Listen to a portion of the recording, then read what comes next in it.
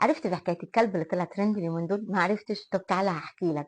كان في سائح أجنبي بيطير بطيارة شراعية فوق الأهرامات، وبالتحديد فوق هرم خوفو. لقى حاجة غريبة جدا. تعرفوا لقى إيه؟ لقى كلب موجود في أعلى قمة على جبل خوفو، وجبل خوفو ارتفاعه 146 متر ونص. وطبعا دي حاجة غريبة جدا، السائح استغرب لها ازاي الكلب طلع المسافة دي كلها، وافتكر ان هو في ورطة وحب ينجيه، فطار تاني يوم علشان يحاول ينقذه.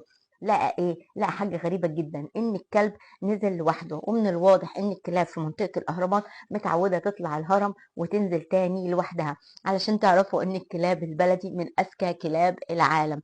والكلب بقى من غير ما هو يعرف نشط السياحة وجات له عروض كتير جدا، وفي سياح كمان جاتت مخصوص بعد ما شافت الفيديو. ما كانتش تعرف ان في طائرات شراعية بتطير فوق الاهرامات، فجاتت علشان تجرب التجربة، وكمان عشان تتصور مع الكلب. شفت فايدة الكلب؟ يا ترى انت تعرف تعمل كده ولا لا؟ الكلب من غير ما يعرف نشط السياحة وعمل بروباجندا جامدة جدا. انا متهيألي قريب هنشوف الكلب ده مع منى الشاذلي. وبس كده، باي.